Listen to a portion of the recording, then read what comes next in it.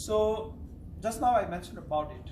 What qualifies for someone to be an author, for an article, right? This is your question. What qualifies? As I mentioned at the beginning, he or she has to contribute significantly. Significantly in the sense through writing, through intellectual thought, discussions, through polishing the manuscript, okay? Because sometimes those polishing also helps. Paper gets rejected because of that, you know? Let's say the arrangement of the manuscript, what needs to be pitched, what doesn't need to be pitched, right? So all those things actually matters a lot, right? For me, all my career, my student always the first honor.